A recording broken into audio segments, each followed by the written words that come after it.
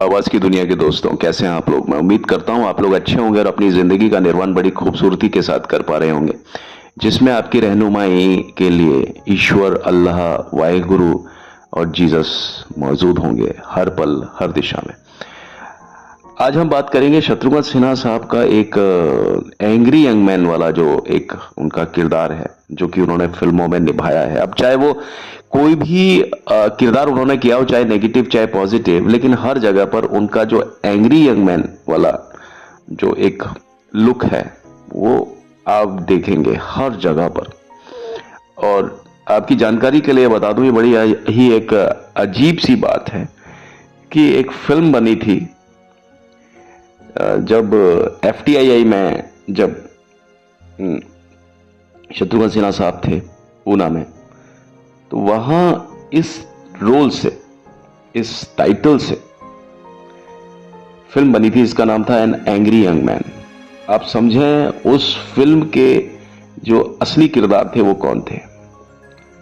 वो फिल्म बनी थी शत्रुघ्न सिन्हा को लेकर के, जबकि आपने देखा कि एंग्री यंग मैन का जो खिताब है या टाइटल है वो बाद में फिल्मों में तो अमिताभ बच्चन को मिला, लेकिन ये टाइटल पहले शत्रुघ्न सिन्हा को मिला था। यानी शत्रुघ्न सिन्हा को ही एंग्री यंग मैन के नाम से जाना जाता था FTII पूना में। और ये जो बात है ये बड़ी ही एक इत्तेफाक की बात है, और इस तरह के इत्तेफाक होते हैं। और जहां तक बात फिल्म इंडस्ट्री की है वहां ऐसे ही इत्तेफाक होते हैं। जैसा कि मैंने आपको बताया कि कई बार ये चीज सोची जाती है, या ये एक विवाद का नहीं, ये एक डिबेट का विषय है, ये वाद विवाद प्रतियोगिता का विषय है कि ऐसा क्यों रहा कि शत्रुघ्न सिन्हा साहब ने विलेन के तौर पर स्टार्ट किया और बाद में उनको हीरो बना दिया गया फिल्मों में। क्या तो या तो ये उनकी खुद की इच्छा रही थी, या ये क्या ऐसा था। तो होता यूं था कि उनकी जो बहुत धुआंधार जो उनकी जो एंट्री होती थी फिल्मों में, जो उनकी प्रेजेंस होती थी, तो लोग बाग उनको ग्रीट करते थे, तालियां वगैरह बजाते थे, जबरदस्त उनके डायलॉग के छोटे छोटे टुकड़े भी लोगों को सुनने को मिलते थे, तो वहां मजा आता था। और ये सारी जो चीजें होती थी, ये जो थिएटर ओनर्स हुआ करते थे, थिएटर्स के मालिक होते थे, वो इन बातों को फिल्म डिस्ट्रीब्यूटर्स को बताते थे, और फिल्म डिस्ट्रीब्यूटर्स जो होते थे वो इन बातों को प्रोड्यूसर्स और डायरेक्टर्स को बताते थे। तो इस तरह से ये पूरी लॉबी हुआ करती थी। फिल्म थिएटर जो थिएटर्स के मालिक, थिएटर के मालिक से बात होती थी डिस्ट्रीब्यूटर्स की, डिस्ट्रीब्यूटर्स बताते थे प्रोड्यूसर्स को और डायरेक्टर्स को, या कई बार डिस्ट्रीब्यूटर्स प्रोड्यूसर्स और डायरेक्टर्स खुद भी फिल्म के थिएटर में जाकर के बैठते थे, और वो जितने ऑडियंसेस होते थे उनका लाइव जो रिएक्शन होता था वो देखते थे, महसूस करते थे, और उसके अकॉर्डेंस में वो फिर देखते थे कि भाई आगे किसको कितना वेटेज कहां कैसे हमको देना है। क्योंकि एक्चुअल में ये सारी चीजें जो बनाई जाती थी, ये फिल्म मेकिंग होती थी, ये बिजनेस तो था ही, लेकिन उस समय जो बिजनेस होता था ये उस टाइप का नहीं होता था जैसा ये आज है। उस समय इसको एक कला का दर्जा ज्यादा दिया जाता था फिल्म मीडियम को। आज ये कला का दर्जा कम देते हैं, आज इसको एक व्यवसाय ज्यादा बना दिया है।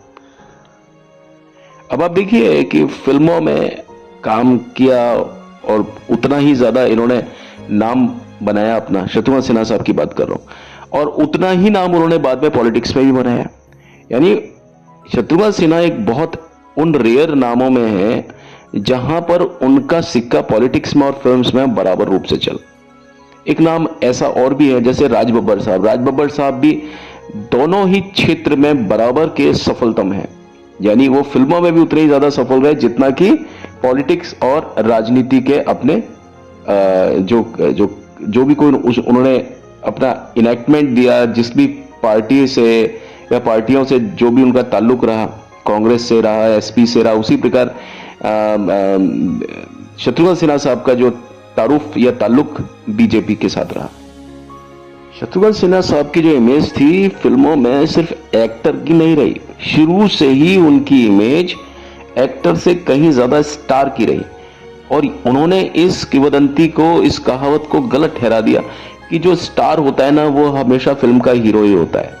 जब हम शत्रुघ्न सिन्हा साहब को कोई भी काम करते हुए देखते हैं, पर्दे पर कोई भी मतलब पात्र को मतलब उनका जो भी पात्र होता है उसको कुछ भी करते हुए देखते हैं, वह हमें लगता है कि यही स्टार है और यही स्टार हो सकता है।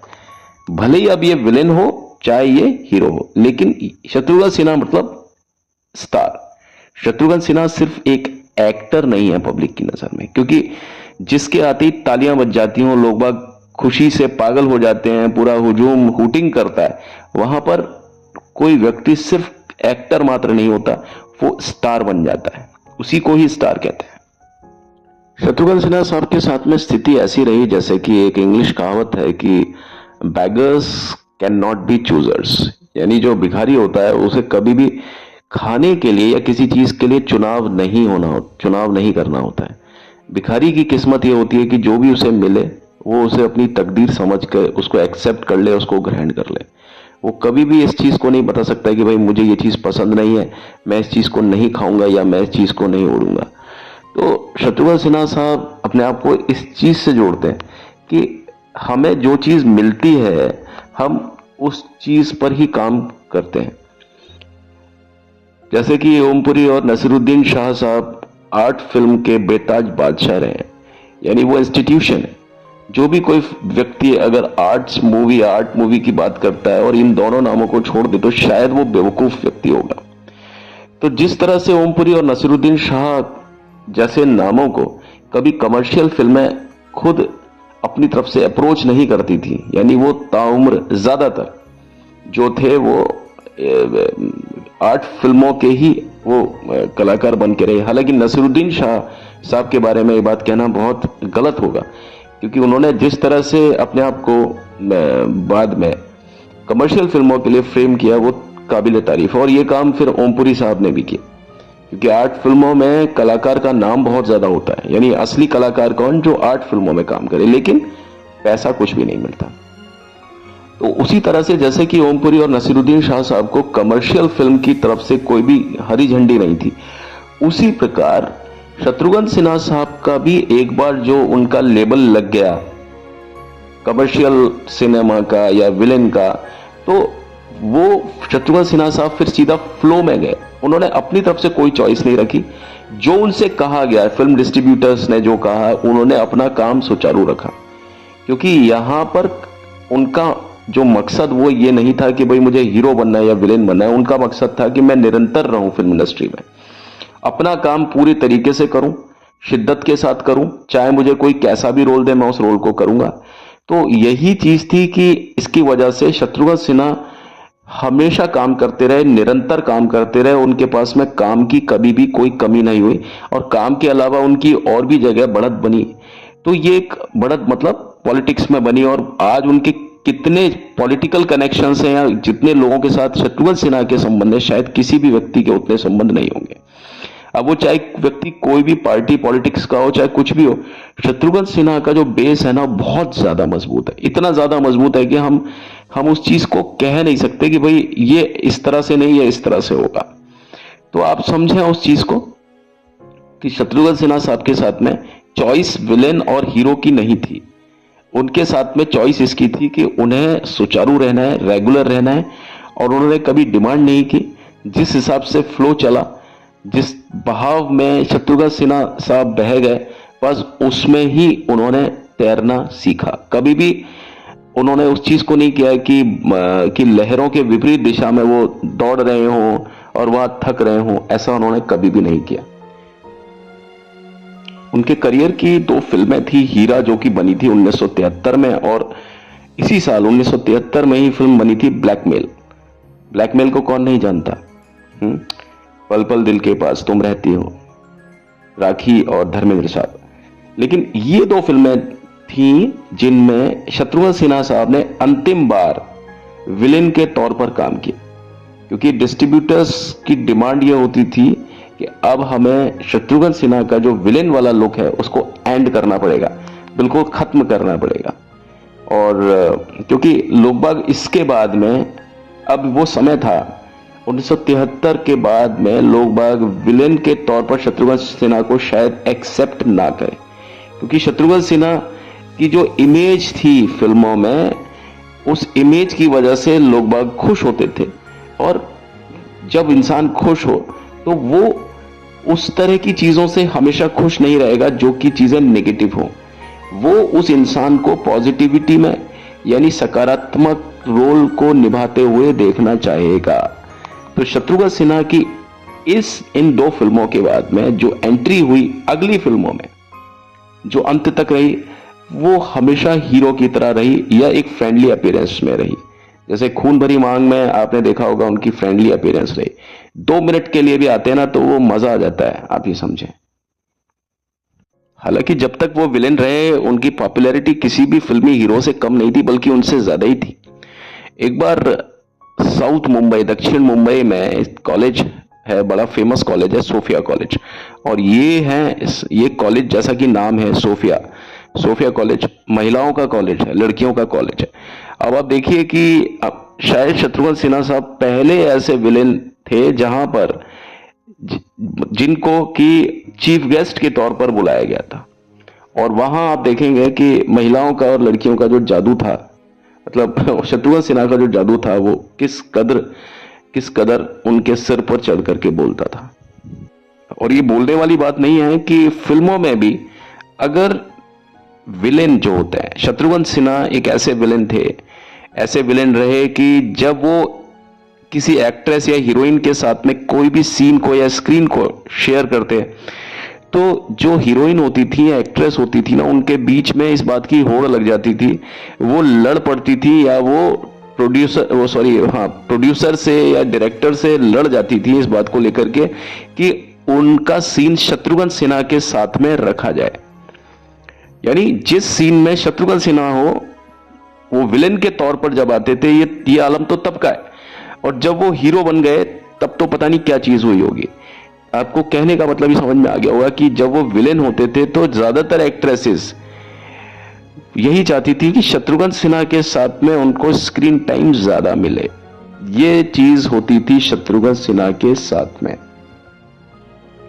और यही चीज असल जिंदगी में भी उनके साथ थी कि एक्ट्रेसेस और हीरोइंस इस चीज को लेकर के बहुत ज्यादा कॉशियस रहते थे कि शत्रुघ्न सिन्हा उन्हें देखें, उन पर टिप्पणी करें। ये सारी चीजें उस समय चलती थी, और ये सिर्फ शत्रुघ्न सिन्हा के साथ में ही इस तरह का व्यवहार हुआ करता था। फिल्म निर्देशक और प्रोड्यूसर्स जैसे कि मनमोहन देसाई और हरमेश मल्होत्रा, ये नाम वो थे जो उनके साथ में बहुत बात तक भी चले।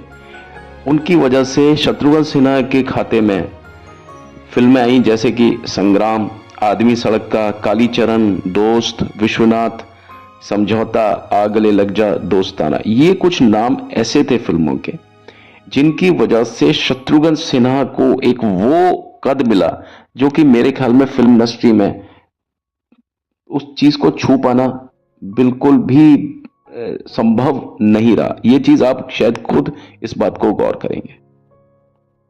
हालांकि इसके साथ में शत्रुघ्न सिन्हा साहब को इस चीज का हमेशा एक गम रहा, एक पश्चाताप रहा, दुख रहा कि वो कभी भी पैरेलल सिनेमा का हिस्सा नहीं बन पाए।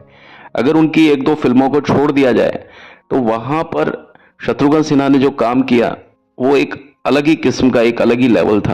लेकिन शत्रुघ्न सिन्हा की एक बहुत ज्यादा बड़ी ख्वाहिश थी कि वो पैरेलल सिनेमा यानी आर्ट मूवी का भी हिस्सा बन सके। तो शत्रुघ्न सिन्हा अपने आप को कई तरीके से ट्राई करने की कोशिश करते थे, क्योंकि वो अपने आप में एक संपूर्ण कलाकार थे। उन्होंने खुद को कभी किसी एक इमेज से बांधा नहीं, या आप समझें कि उनकी इमेज ऐसी थी कि लोग उन्हें किसी भी एक पर्टिकुलर एक कैरेक्टर के लिए टाइपकास्ट नहीं कर सकते थे। आप देखिए, उन्होंने अगर विलेन भी बने तो अलग अलग टाइप के उन्होंने शेड्स दिए। विलेन भी किया तो उसमें कहीं ना कहीं पॉजिटिविटी नजर आई, और एकमात्र ऐसा विलेन था शत्रुघ्न सिन्हा के नाम का कि जहां पर वो काम तो विलेन का कर रहे हैं लेकिन लोग बागों के बीच में पॉजिटिव वाइब्स जा रही हैं, यानी सकारात्मक जो किरणें होती हैं, यानी वो आवेग लोगों के बीच में जाते थे। इससे ये मालूम चलता है कि शत्रुघ्न सिन्हा की ओरिजिनल पर्सनैलिटी क्या थी, क्या रही। हालांकि शत्रुघ्न सिन्हा साहब ने एक फिल्म की थी, उस फिल्म का नाम था अंतरजली यात्रा, जो कि बनी थी 1987 में, 1987 में, और इसे बनाया था, इसको निर्देशित किया था गौतम घोष ने। और गौतम घोष ने पहले भी एक फिल्म बनाई थी जिसका नाम था पार, जो कि 1984 में आई थी, जिसमें काम किया था शबाना आजमी, नसीरुद्दीन शाह और ओमपुरी ने। और इस फिल्म से शत्रुघ्न सिन्हा साहब अच्छे खासे प्रभावित थे, और जब उन्होंने अंतरजली यात्रा की, तब आप देखिए शत्रुघ्न सिन्हा की एक्टिंग अगर आपको देखनी है पैरेलल सिनेमा के बतौर, तो कोई अंतरजली यात्रा फिल्म को देखे तो उन्हें लगेगा कि हाँ भाई, क्योंकि जो व्यक्ति एफटीआईआई से आया है ना, उसका पूरा जो फाउंडेशन है, उसका जो पूरा बेस है, उसकी ट्रेनिंग है, वो पूरा आर्ट या पैरेलल सिनेमा के तौर पर हुई है। लेकिन शत्रुघ्न सिन्हा साहब जो फिल्मों में काम कर रहे थे, ठीक है, उनसे उनको संतुष्टि तो थी, लेकिन वो एक कमर्शियल लेवल पर संतुष्टि थी कि भाई उनको पैसे की, शोहरत की कोई कमी नहीं थी। लेकिन फिर भी एक कलाकार जो होता है ना, वो एक्टिंग चाहता है, उस पर जब तक आप प्रेशर नहीं डालेंगे ना, एक कोई बहुत भारी गाड़ी है जो कि पिकअप बहुत अच्छा है, उसका सिलेंडर पिस्टन बहुत जबरदस्त है, तो वो गाड़ी पर जब तक आप कुछ चीज को लादेंगे नहीं, जब तक आप उस पर बहुत ज्यादा वजन नहीं डालेंगे ना, वो गाड़ी आराम से ढंग से नहीं चलेगी। आप अगर उस गाड़ी को खाली चलाएंगे तो वो गाड़ी बहुत ज्यादा उछलेगी। तो वो शत्रुघ्न सिन्हा साहब इस तरह के कलाकार रहे हैं कि जब तक आप उनके ऊपर कोई चीज का वेट नहीं डालोगे, जब तक उनको आप कोई चैलेंज नहीं दोगे, है ना, जब तक आप चुनौती नहीं दोगे शत्रुघ्न सिन्हा को कि भाई आपको ये काम करना है, ये काम करना है, ऐसे ये चीज आपको करनी है और करनी है बस। तो शत्रुघ्न सिन्हा को चैलेंज अच्छे लगते थे कि उनको कोई चैलेंजिंग कोई रोल मिले, ऐसा नहीं कि स्टीरियोटाइप भी नहीं करते थे। उनको रोल तो स्टीरियोटाइप दिया जाता था विलेन का, लेकिन वो अपने अथक प्रयासों से उसमें भी रंग भर देते थे। जैसा कि मैंने आपको फिल्म मेरे अपने का बताया था कि भाई छेनू का जो रोल था, जो उनका कैरेक्टर था, वो एक नॉर्मल कैरेक्टर था, उसमें गुलजार साहब ने उन्हें ज्यादा फीड नहीं किया था। ये तो उनकी खुद की करामत थी कि उन्होंने अपने उस रोल को, उस किरदार को किस तरह से सजाया कि आप देखिए कि छेनू आज तक हमें याद है।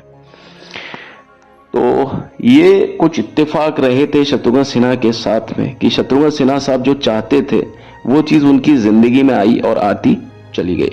भले ही वो अब कितने भी लेवल पर आई हो, लेकिन ये नहीं कह सकते कि शत्रुघ्न सिन्हा साहब को कमर्शियल फिल्मों के अलावा आर्ट फिल्म या पैरेलल फिल्मों में काम करने का मौका नहीं मिला।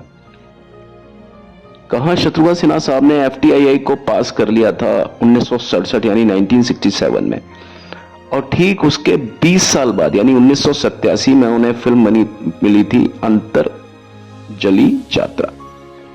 तो 20 साल के इंतजार में वो दिन आया कि जब ये फिल्म उनकी झोली में आई, और जहां पर उन्हें एक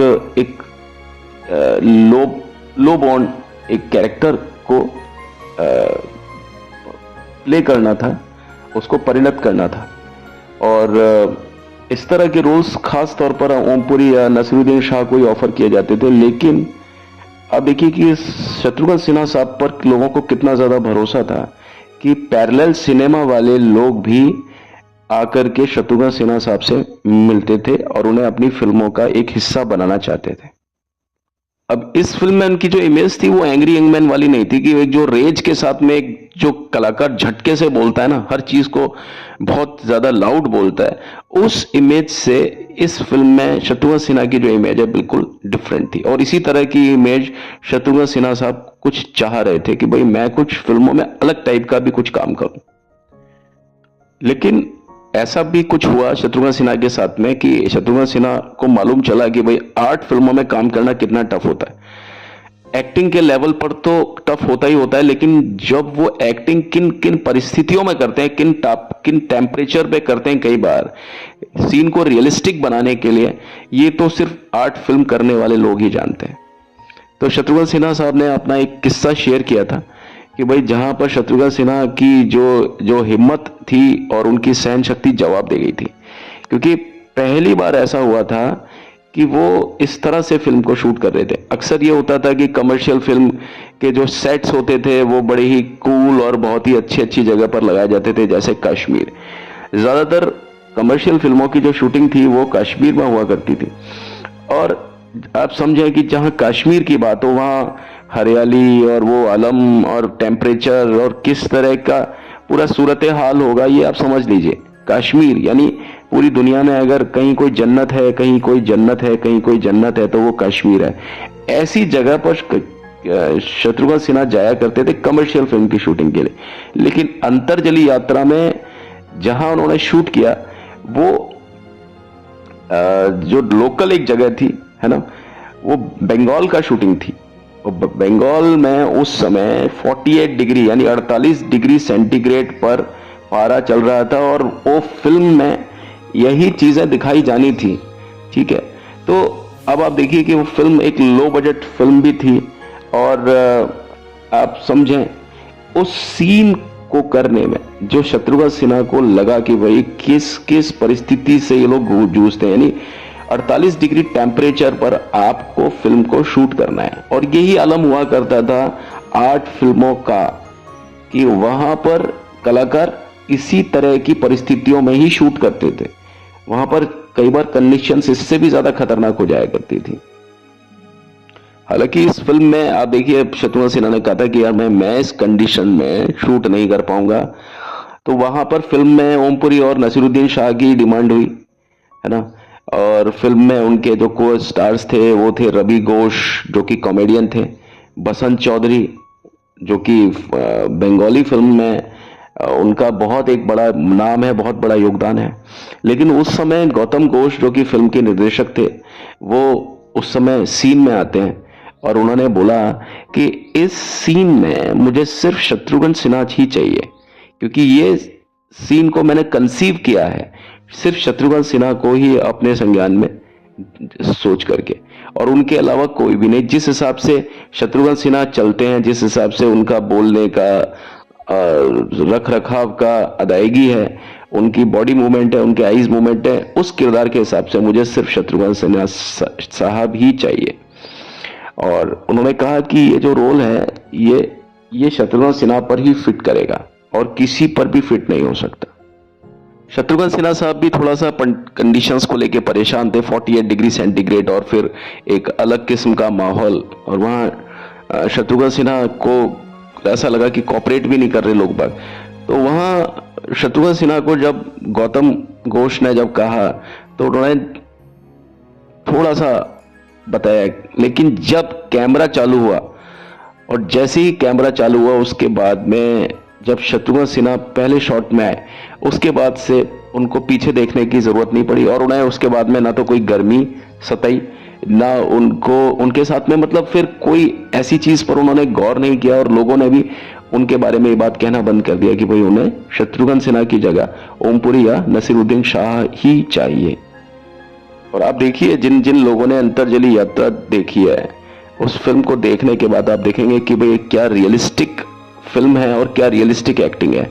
और इतना ही नहीं, जो उनकी FTII की जो रूट्स थी, जो आर्ट और रियलिस्टिक जो फिल्में होती है पैरेलल फिल्म के, उसी तरह की फिल्में शत्रुघ्न सिन्हा साहब अपने करियर अपने खाते में चाहते थे।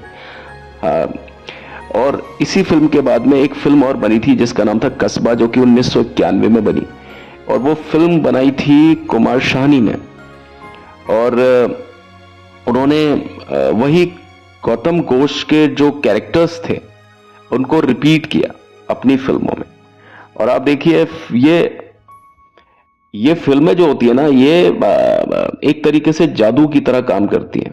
हालांकि ये किसी का बैंक बैलेंस नहीं भरती हैं, लेकिन लोगों के बीच में जो एक इमेज क्रिएट करती है उस पात्र की, कि लोग उस पात्र को जीवंत कर देते हैं। और एक एक्टर नहीं, एक कोई व्यक्ति एक एक्टर नहीं अगर वो इस तरह की फिल्मों में काम ना करे। जो भी कोई व्यक्ति सच्चे तौर पर अगर एक एक्टर है, एक किरदार है, एक अच्छा कलाकार है, वो हमेशा इस तरह की फिल्मों में काम जरूर करना चाहेगा, क्योंकि ये फिल्में जो होती है ना, ये रियाज करवाती है इंसान को। कमर्शियल फिल्मों में काम करें ठीक है, अच्छी बात है, उसमें कोई रियाज नहीं होता, उसमें जो काम आप कर रहे हैं वही हमेशा करते हैं, उसमें कोई प्रैक्टिस नहीं होती है। प्रैक्टिस मतलब कोई अलग चीज आप करो, वो चीज करो जिसमें आपकी मेहनत लगे, जिसमें आपकी हर पल एक अलग किस्म की सोच लगे। तो ऐसी फिल्में रियाज करने के लिए बहुत ज्यादा मुनासिब होती हैं, जो कि आपको एक प्रैक्टिस सेशन देती हैं हर पल। और इसी तरह की फिल्मों की कैटेगरी में एक फिल्म और आती है जिसका नाम था कालका। इस फिल्म को कौन भूल सकता है। यह फिल्म आई थी 1983 में, जिसे प्रोड्यूस किया था शत्रुघ्न सिन्हा साहब ने, और ये फिल्म जो थी ना, ये भी काला पत्थर की तरह ही थी। काला पत्थर में जो है कोल माइन का एक हादसा हुआ था, जो बहुत बड़ी खबर बनी थी इंडिया की और इंटरनेशनल लेवल पर। किस तरह से कोयले की खदान में जो मजदूर होते हैं वो मर जाते हैं, और जो बड़े बड़े जो जो इंडस्ट्री के जो मालिक होते हैं वो इन खबरों पर कैसे मैनिपुलेट करते हैं, किस तरह से मतलब रिएक्ट करते हैं, और उनको उनके लिए जान की कोई कीमत नहीं होती है। तो इन सभी बातों को से प्रभावित होकर के 1979 में फिल्म बनी थी काला पत्थर, और उसके बाद में कालका फिल्म 1983 में बनी। और यहां पर धनबाद की जो कोल माइंस हैं उनका पूरा एक चीज दिखाया था, पूरा सीन बताया था। और यहां पर आप समझें कि पूरा जो लोकल माफिया था उसकी मदद से ये फिल्म बनाई गई थी, उसकी मदद के बिना ये फिल्म नहीं हो सकती थी। पूरा लोकल माफिया मैनेजमेंट और पूरे जो ट्रेड यूनियंस थे उनको लेकर के इस फिल्म को बनाया गया। और इस फिल्म ने हालांकि इतना अच्छा बिजनेस नहीं किया, लेकिन ये फिल्म का फिर भी अपने आप में बहुत बड़ा एक नाम रहा। अब आप देखिए, ये फिल्म जो थी ना वो माफिया के खिलाफ थी, लेकिन ये फिल्म की जो शूटिंग थी, इस फिल्म की शूटिंग थी ना, वो माफिया लोग जहां रहते थे ना वहीं पर ही हुई। माफिया के खिलाफ फिल्म थी, लेकिन जहां माफिया रहते थे ना, इस फिल्म की शूटिंग वहीं रही। आप देखिए, इस बात से हमें मालूम चलेगा कि शत्रुघ्न सिन्हा साहब का क्या कद हुआ करता था। यानी वो माफिया के बीच में भी वो उतने ही फेमस थे, और इसकी शूटिंग करना ऐसा था जैसे शेर की माद में घुस के आप शेर का शिकार कर रहे हो, खाली हाथ। और आप देखिए, चैलेंज कर रहे हो आप उन सब चीजों को। और माफिया ने खास तौर पर शत्रुघ्न सिन्हा का बहुत ज्यादा साथ दिया, उनकी यूनिट को परेशान नहीं होने दिया, ना खुद ने किया, और उनको पूरी तरीके से कोऑपरेट किया। क्योंकि शत्रुघ्न सिन्हा साहब बिहार का, यानी इंडिया का तो गौरव रहे, लेकिन बिहार का खास तौर पर शत्रुघ्न सिन्हा साहब गौरव रहे। और इस लिहाज से भी शत्रुघ्न सिन्हा को कोई भी व्यक्ति, किसी में इतनी हिम्मत नहीं थी कि वो उनको नुकसान पहुंचा सके, उनको उनके कास्ट या क्रू को किसी भी तरह से कोई नुकसान नहीं पहुंचा था। अब देखिए साहब, जब इस फिल्म की शूटिंग हुई थी तो उस समय के जो तत्कालीन मुख्यमंत्री थे बिहार के, श्री जगन्नाथ मिश्रा जी, उन्होंने पूरी फिल्म की unit, cast crew, Shatrughan Sinha sahab को एक अच्छा एक रेड कारपेट ट्रीटमेंट दिया। यानी ये सभी लोगों को पूरे प्रदेश का, पूरे जो आपके राज्य का अतिथि बनाया, स्टेट गेस्ट बताया, और इनके लिए विशेष एक जहाज की व्यवस्था की गई इधर से उधर जाने के लिए, और ताकि पूरा मतलब इनका ख्याल रखा जा सके। पूरे स्टेट मशीनरी को यह हिदायत दी कि इनको और इनकी कास्ट क्रू को किसी भी तरह की कोई समस्या नहीं होनी चाहिए। और वहां के, जैसा कि मैंने बताया, माफिया थे, उन्होंने भी उनको सपोर्ट किया। और क्योंकि शत्रुघ्न सिन्हा साहब वहां के लिए एक बिहारी बाबू थे, और फिल्म का किस्सा एक ऐसा भी है कि वहां पर फिल्म के डायरेक्टर को कुछ तमंचों की और कुछ कट्टों की जरूरत थी। कट्टे और तमंचे वही होते हैं जो सिकली कर जो बनाते हैं ना, बंदूक वगैरह अपने हाथों से बनाते हैं। हालांकि वो बड़ा खतरनाक चीज होती है कि वो कई बार फट जाते हैं, वो तमंचे की जो नाल होती है। तो तमंचे और कट्टे जो है ना, वो फिल्मों के देसी नाम है। आजकल आप इन फिल्मों को सुनते होंगे, इनके नाम वगैरह, गैंग्स एट वासेपुर और ये फिल्में, ये नाम बहुत पुराने नाम है। जो भी कोई फिल्में बिहार या यूपी के मतलब ठेठ उस जगह पर जाकर के बनी होती है लोकल लेवल पर, वहां पर ये जो नाम होते हैं ना, ये बड़े आम हैं। मैं खुद भी इन नामों को अच्छे तरीके से जानता हूं, समझता हूं। तो वहां पर डायरेक्टर को तमंचा और कट्टों की जरूरत थी। और अब क्या किया जाए, तो एक अखबार में न्यूज चली कि बिहारी बाबू को एक भी तमंचा शूटिंग के लिए नहीं मिला। कोशिशें की उन्होंने अपने लेवल पर, डायरेक्टर ने बिना कुछ बताए हुए तमंचा और कट्टा, लेकिन ये चीज नहीं मिली उनको। लेकिन जैसे ही ये खबर फ्लैश हुई अखबारों में, उसके बाद में जो वहां के जो लोग थे, बहुत सारे लोग आए और उन्होंने आकर के अपने अपने तमंचे थे, करीब 18-19 तमंचे थे, वो सामने रख दिए। और उन्हीं तमंचों को लेकर के वो जो फिल्म थी वो बनी। माफिया पूछते थे शत्रुघ्न सिन्हा से आकर के कि क्या ये फिल्म माफिया के विरोध में बनाई जा रही है। तो वो यही बोलते थे कि नहीं, ये माफिया के विरोध में नहीं बनाई जा रही, ये फिल्म सिस्टम के विरोध में बनाई जा रही है। यानी जो ये तंत्र है बिहार में, जो ये सारी चीजें हैं, माफिया तंत्र है, ये उस चीज के खिलाफ बनाई जा रही है, माफिया के खिलाफ इसमें कुछ भी नहीं है। हालांकि उन्हें सिस्टम का मतलब मालूम नहीं था, लेकिन फिर भी उन्होंने कहा कि ठीक है ठीक है। माफिया ने यही कहा कि भाई आप बिहारी बाबू हैं, आपको किसी भी तरह की सिक्योरिटी की कोई जरूरत नहीं है, आपका एक बाल भी बांका नहीं हो सकता, और आप आराम से अपना काम करो, शूटिंग करो बिना किसी डर के।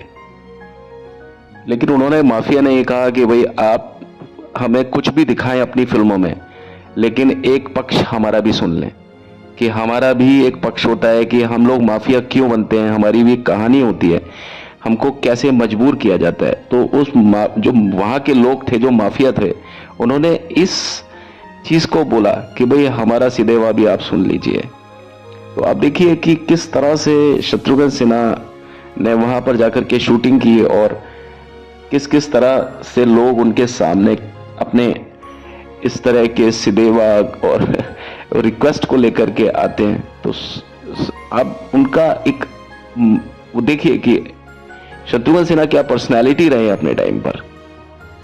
इस फिल्म की सबसे बड़ा जो एक बात रही वो थी कि इस फिल्म में किसी भी तरह का कोई पुलिस प्रोटेक्शन किसी को भी नहीं मिला, किसी तरह का कोई इस तरह की कोई गलतफहमी हो गई थी कि वहां पर इतनी बड़ी यूनिट और वहां पर इतने सारे लोग, करीब 50,000 लोगों का पूरा हुजूम था उस जगह पर जहां पर ये शूटिंग हुई थी।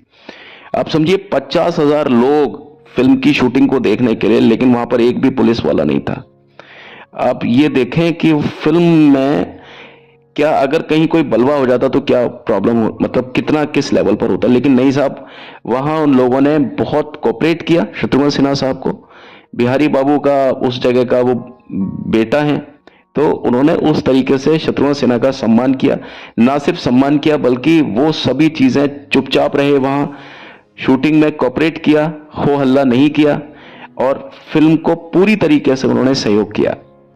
हालांकि फिल्म बॉक्स ऑफिस पर उतना अच्छा नहीं चल पाई जितना कि उसको चलना चाहिए था, और कई स्टेट्स में उन्हें मतलब टैक्स फ्री भी किया गया, लेकिन उसके बावजूद भी वो फिल्म अच्छा काम नहीं कर पाई।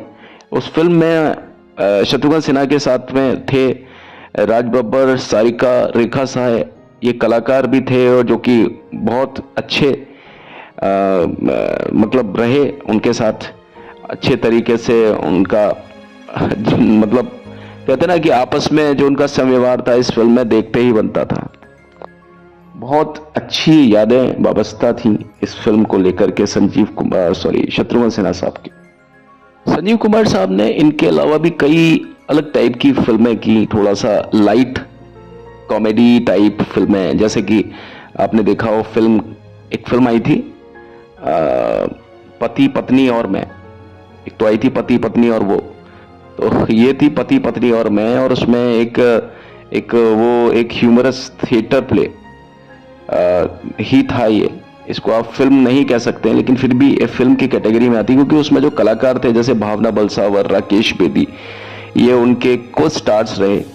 और क्योंकि ये एक अपनी स्किल को टेस्ट करने का एक तरीका होता है कि भाई कलाकार ये देखे कि मेरी रेंज कहाँ तक है, मैं क्या क्या कर सकता हूँ, और अपना जो वॉइस कल्चर है, अपना जो डिसिप्लिन है, एक अलग टाइप का डिसिप्लिन होता है शूटिंग में, क्या मैं उसके काबिल हूँ। तो ये सारी चीज़ों में ये शत्रुघ्न सिन्हा साहब थे, ये पूरी तरीके से अपने आप को खोल के रखते थे, कहीं पर भी अपने आप को बंद नहीं करना, एक्सपेरिमेंट करना खुद को लेके। और भी कई फिल्में आई शत्रुघ्न सिन्हा साहब की, जैसे आप देखेंगे एक फिल्म थी माटी मांगे खून, ये दिल ये पागल दिल मेरा, वो क्या हुआ आवारगी, एक शहर, इस शहर में वो दस्त था, वो क्या हुआ आवारगी। एक फिल्म आई थी नरम गरम, बड़ी अच्छी फिल्में थी, जिसमें शत्रुघ्न सिन्हा साहब, आप एज्यूम नहीं कर सकते कि शत्रुघ्न सिन्हा साहब इस तरह का भी किरदार कर सकते हैं।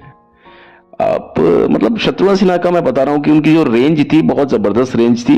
वो इस तरह से नहीं थे कि जैसे खामोश अबे ओए ऐसे नहीं करते थे हर जगह पर, जैसे कि हम अधिकांश तौर पर शत्रुघ्न सिन्हा को टाइपकास्ट करने की कोशिश करते हैं कि जब कोई मिमिक्री करते हैं तो बस सिर्फ वही एक चिर परिचित अंदाज।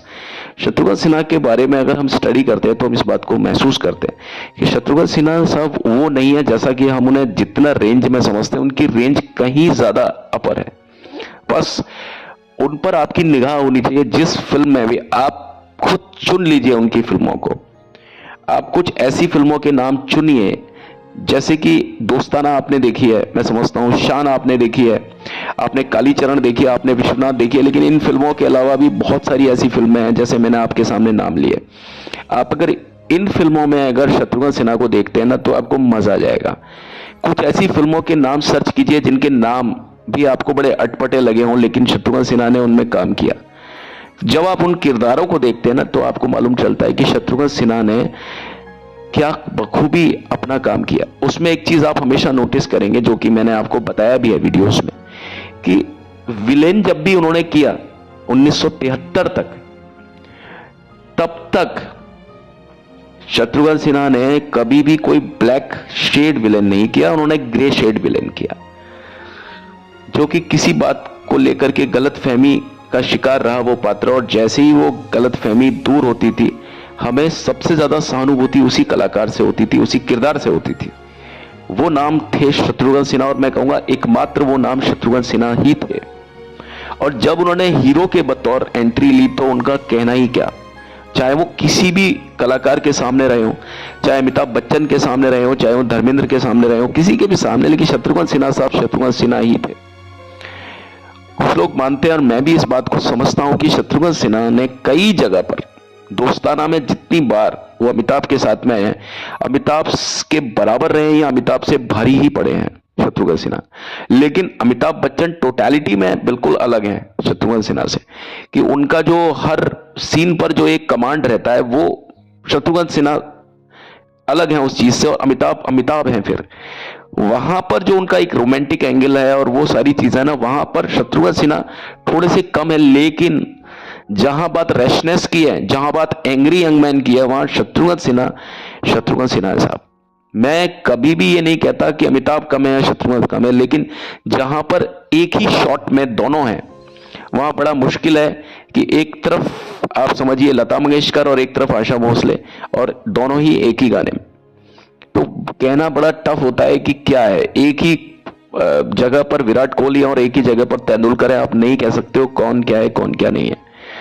भारत पाकिस्तान का मैच चल रहा है और लास्ट बॉल पर छक्का भी पड़ सकता है और लास्ट बॉल पर बोल्ड भी हो सकता है। तो हम कह नहीं सकते हैं कि भाई कौन टीम ज्यादा है कौन कम है, लेकिन वो जो सीन उस समय जो असर बनता है हमारे ऊपर, वही असर बनता है शत्रुघ्न सिन्हा साहब का जब वो किसी और कलाकार, खास तौर पर जब अमिताभ बच्चन के साथ में उनके अपोजिट किसी भी सीन में जब चलते हैं, तो आपकी निगाह शत्रुघ्न सिन्हा और अमिताभ बच्चन के साथ में एक साथ नहीं होती है। यह बड़ा मुश्किल होता है कि आप दोनों को देखना चाहते हो स्क्रीन पर जब वो दोनों शेयर करते हैं स्क्रीन, लेकिन विडंबना यह है कि हमारी आंख एक समय में एक ही कैरेक्टर को बहुत बारीकी से देख सकती है। लेकिन मैं जब भी कभी ऐसा सीन आता है ना, तो मैं दोनों को बारीकी से नहीं देखता, दोनों के बीच में कहीं शून्य में ताकता हूं चीजों को, और वहां पर मुझे मालूम चलता है कि शत्रुघ्न सिन्हा क्या है और अमिताभ क्या है। क्योंकि अगर मैं सिर्फ शत्रुघ्न को देखूंगा तो अमिताभ थोड़ा सा कम लगेंगे मुझे, अगर मैं अमिताभ को देखूंगा तो शत्रुघ्न कम लगेंगे। लेकिन जहां मुझे लगता है ना कि दोनों ही प्रभावशाली हैं, वहां मेरा देखने का तरीका यह होता है कि मैं दोनों को ध्यान से नहीं देखता, सिर्फ उनके बीच में एक शून्य को ताकता हूं, और वहां से वो मुझे दोनों कैरेक्टर बराबर रूप से, मतलब होता है ना कि वेटेज आपके पास में वैसा ना है, लेकिन मैं पूरी तरीके से उस जगह पर उस तरह से न्याय कर पाता हूं जब मैं उनको देखता हूं। बहरहाल आज के वीडियो में सिर्फ इतना ही। अगले वीडियो में आपके समक्ष एक बार फिर से आपकी सेवा में हाजिर होता हूं। तब तक के लिए मुझे आज्ञा दीजिए, बट जाने से पहले मेरे चैनल को प्लीज लाइक शेयर सब्सक्राइब जरूर कीजिएगा और press the bell icon as soon as you can, और प्लीज प्लीज प्लीज मेरे सब्सक्राइबर बन जाइए ना।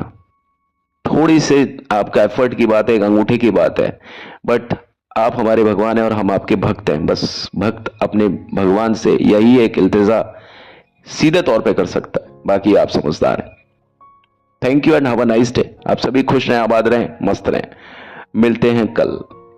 वही समय पर, इसी समय पर। थैंक यू, तब तक के लिए आज्ञा दीजिए, बाय।